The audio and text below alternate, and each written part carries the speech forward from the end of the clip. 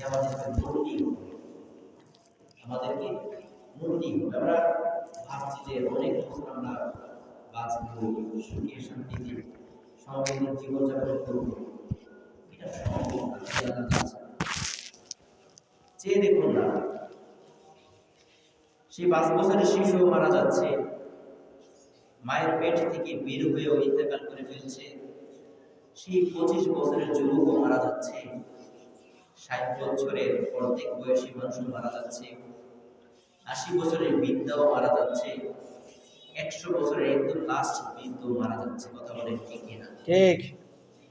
আশা আল্লাহ রাব্বুল আলামিন যদিও একটা সিরিয়াল মেইনটেইন করে রেখেছে, কিন্তু যাওয়ার কোনো সিরিয়াল নাই, যাওয়ার কোনো সিরিয়াল নাই, যাওয়ার কোনো সিরিয়াল নাই। কাকে আল্লাহ রাব্বুল আলামিন তুলে নিয়ে যায় আমরা কিভাবে বলতে পারি?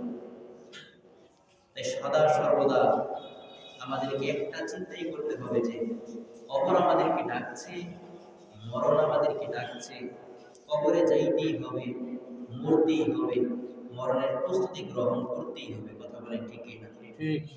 এটা গ্রহণ করতেই হবে, মরতেই হবে। সেই কবর নিয়ে আজকে আমার আলোচনা।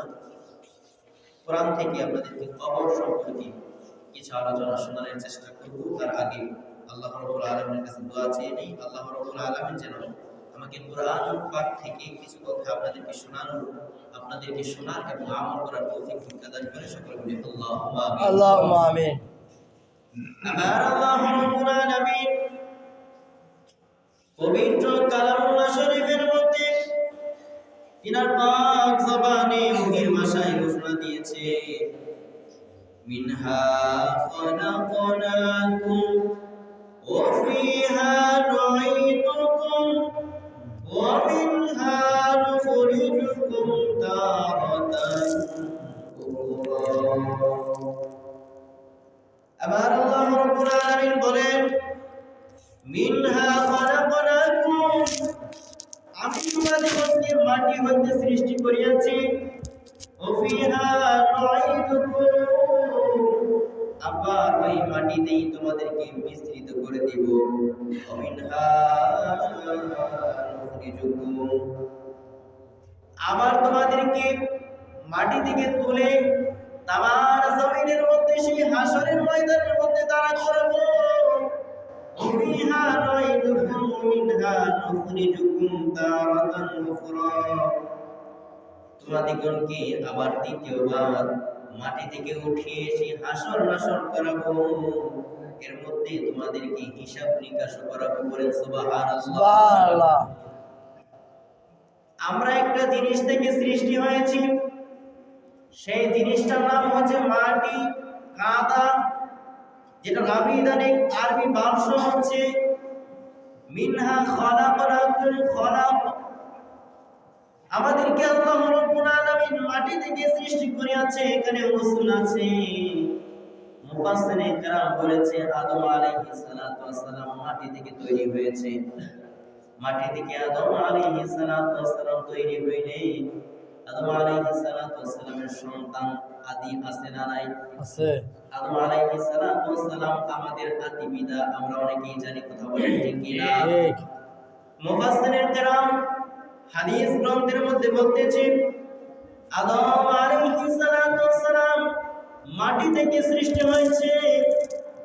আমার আল্লাহ রাব্বুল আলামিন বাহ্যিক দৃষ্টিতে যেটা দেখায়, বাবার সেই নাপাক পানি দিয়ে মায়ের রেহেমের মধ্যে যে সময় যায়, আমার আল্লাহ রাব্বুল আলামিন ওইখান থেকে 40 দিনের মধ্যে পানি সৃষ্টি করে, আবার 40 দিন গেলে গোশতের টুকরা সৃষ্টি করে, আবার 40 দিন গেলে হাড়টি সৃষ্টি করে, আবার 40 দিন গেলে তার রগ সৃষ্টি করে, আবার 40 দিন গেলে এমনি ভাবে অঙ্গ প্রত্যঙ্গগুলো সৃষ্টি করে দেয়, আবার 40 দিন গেলে 3360টা তার জোড়া সৃষ্টি করে দেয়। বলেন সুবহানাল্লাহ। সুবহানাল্লাহ। 40 দিন গেলে তার উপরে এমন চামড়া ফিটিং করে দেয়, এমন চামড়া ফিটিং করে দেয়, তামার তার থেকে শক্ত এমন মোটা মোটা তার দিয়ে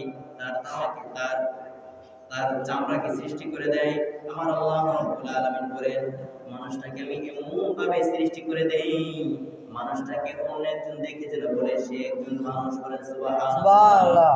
দুনিয়ার কোনো জীব তাকে বানাই না, দুনিয়ার কোনো মাছ তাকে বানাই না, দুনিয়ার কোনো গাছ তাকে বানাই না। 18,000 সৃষ্টির মধ্যে সর্বোত্তম সৃষ্টি তাকে মানুষ হিসেবে আমি তৈরি করে দেই, বলেন সুবহানাল্লাহ। সুবহানাল্লাহ। আমার আল্লাহ রাব্বুল আলামিন জানিয়ে দেয় ওই মানুষ সৃষ্টি করার পরে আমি আল্লাহ রাব্বুল আলামিন তার ব্রেন সৃষ্টি করে দেই। আমার আল্লাহ রাব্বুল আলামিন বলেন মায়ের দোয়ার কারণে তার ব্রেনের মধ্যে আমি এমন কিছু তার সৃষ্টি করে দেই যে তার এই পুরো পৃথিবীকে সে রিয়ালাইজ করতে পারবে, বলেন সুবহানাল্লাহ। আপনাদেরকে প্রশ্ন করি, দুনিয়ার জমিনের মধ্যে কোন জায়গার মধ্যে কি হচ্ছে আমরা অনেকেই জানি, কথা বলে ঠিক না? ঠিক। জানি কি জানি না? জানি। এই শক্তি দিয়েছেন কে? আল্লাহ। আরো জোরে বলেন, শক্তি দিয়েছেন কে? আল্লাহ। আমার আল্লাহ রাব্বুল আলামিন শক্তি দিয়েছে মায়ের দোয়ার বদৌলতে। আমার আলোচনা ওইদিকে, এটা অনেক লম্বা চড়া ঘটনা। মাটি থেকে যে আমরা সৃষ্টি হয়েছি এটা আপনাদেরকে একটু বুঝিয়ে দেই। আমার আল্লাহ রাব্বুল আলামিন বলেন মিনহা খলাকনাকুম ওয়া ফিহা নুঈদুকুম ওয়া মিনহা নুখরিজুকুম।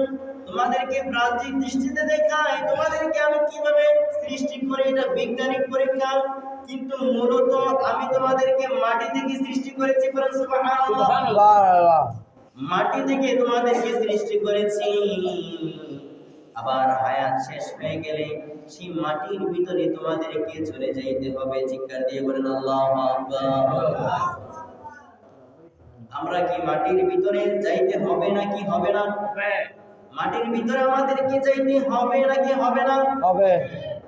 আমরা যে সময় হায়াত আমাদের আল্লাহ রাব্বুল আলামিন শেষ করে দিবে, আমার মৃত্যু যে সময় পতিত হয়ে যাবে, আজরাইল যে সময় আমার প্রাণ ভ্রমণটা ছেড়ে নিবে, 360টা রক ঠাস ঠাস করে ছিঁড়ে যাবে।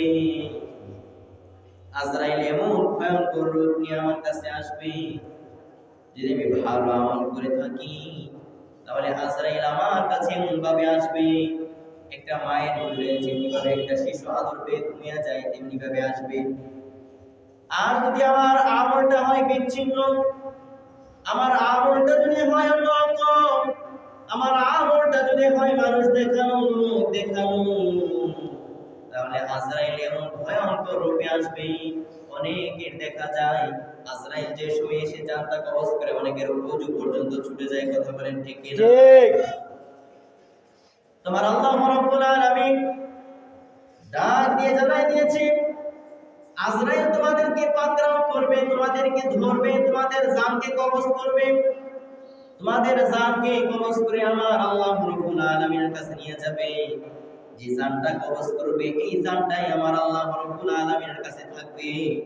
আর যে তোমাদের দেহটা, এই দেহটা মাটির সাথে মিশিয়ে যাবে, কারণ তোমাদের কলবটা আমি সৃষ্টি করেছি নবী পাক সাল্লাল্লাহু আলাইহি ওয়াসাল্লামের নূরের একটি কিঞ্চিত পরিমাণ দিয়ে, বলেন সুবহানাল্লাহ। এজন্য তোমাদের যে রূহটা থাকবে এই রূহটা কখনো মাটি খাইয়ে নিতে পারবে না, মাটি খাইতে পারবে না। তোমাদের দেহ হাড়টি গোশত পর্যায়ক্রমে মাটির সাথে মিশে যাবে, কারণ তোমরা মাটি থেকে সৃষ্টি হয়েছে, বলেন আল্লাহু আকবার। তোমাদেরকে আমি মাটি থেকে বানিয়েছি, তোমাদেরকে আবার মাটির সাথে মিশে ফেলবো। আবার আমি ইসরাফিলকে সিংহায় ফুৎকারের জন্য বলবো, এক ফুৎকারে যে সময় কিয়ামতের মাঠের মধ্যে সব কিছু কিয়ামত হয়ে যায়, এই বালুর মতো উঠতে থাকবে। আবার ইসরাফিলকে আমি সিংহায় ফুৎকারের জন্য বলবো, আরে ইসরাফিল ফেরেশতা সিংহায় ফুৎ দাও। যে সময় ফুৎকার দিবে ওই সময়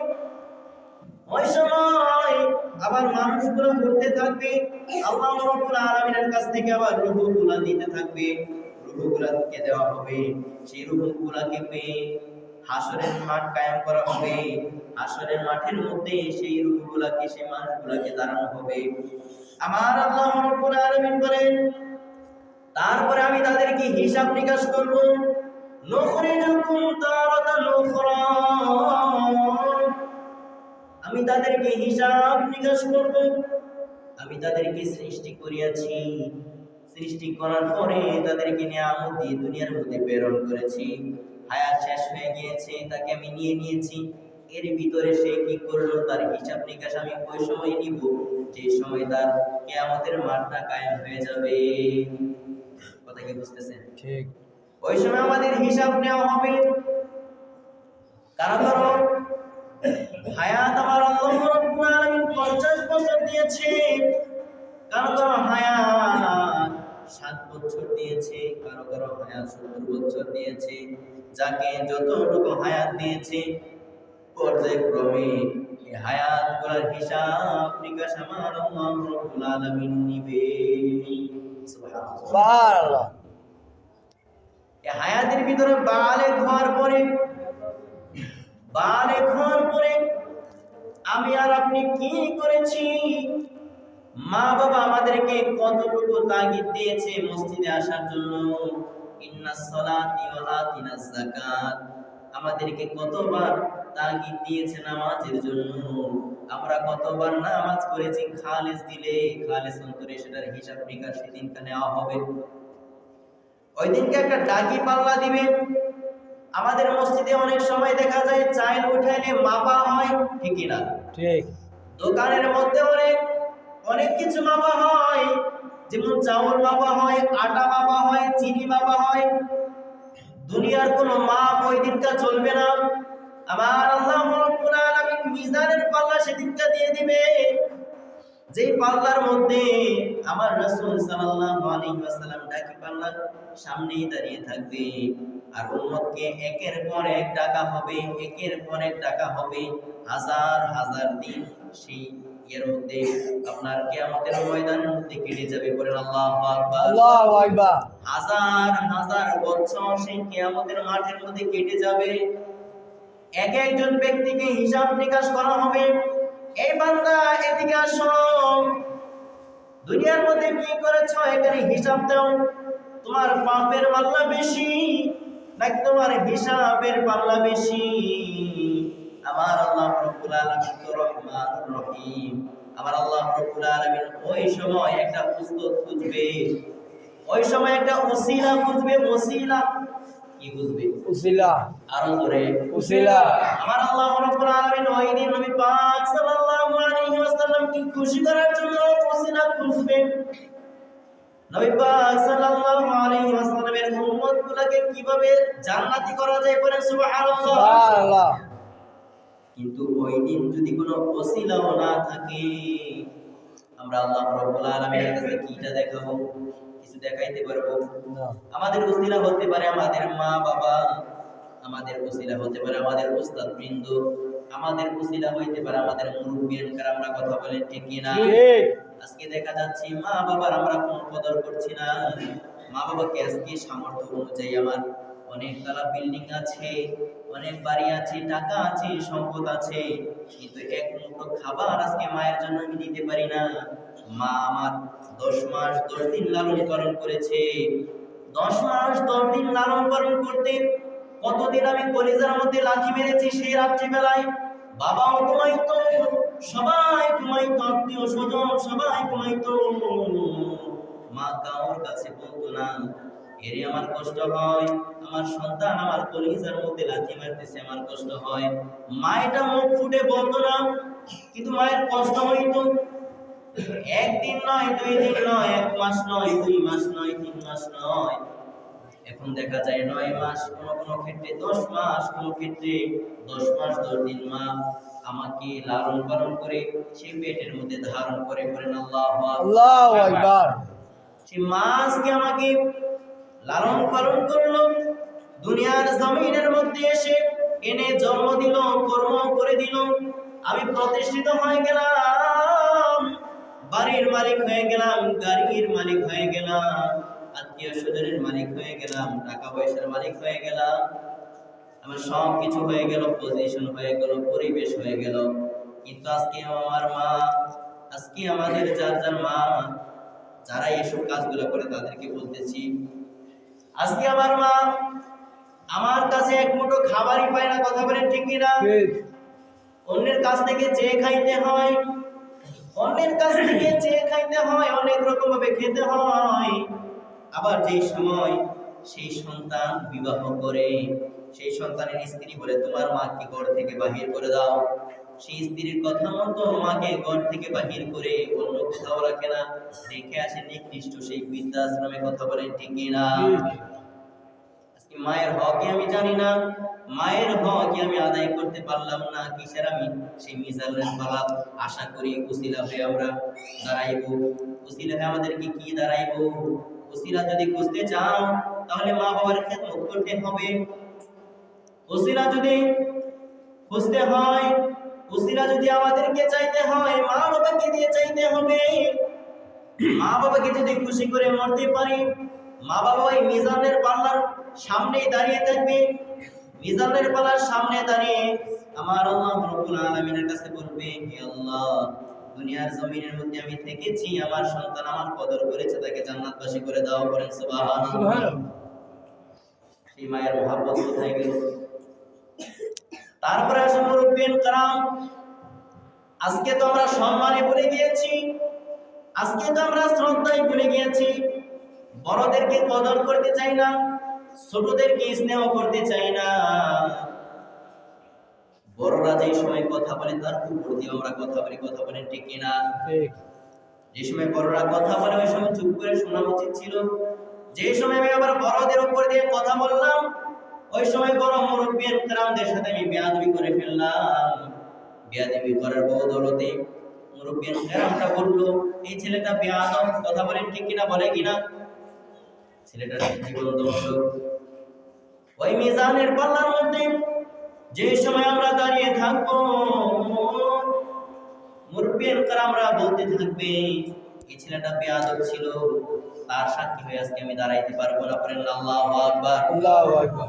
এমনি ভাবে অনেক ওসিলা হয়ে আমরা ওসিলা খুঁজে খুঁজে আমাদের কাছে নিয়ে আমরা সেই মিজানের পাল্লা থেকে মুক্তি পেয়ে আমরা কি করতে পারি? জান্নাতবাসী হতে পারি। কিন্তু আজকে আমাদের সেটা বুঝতে হবে, মানতে হবে। কথা বলেন ঠিক কিনা? যে চলেই যাইতে হবে, ইসলাম সম্পর্কে জেনে ইসলামের মধ্যেই চলতে হবে। কথা বলেন ঠিক কিনা? আল্লাহ রাব্বুল আলামিন যেন আমাদেরকে জান্নাতবাসী হওয়ার তৌফিক দান করে দেয়। সকলে বলে আল্লাহুম্মা আমিন।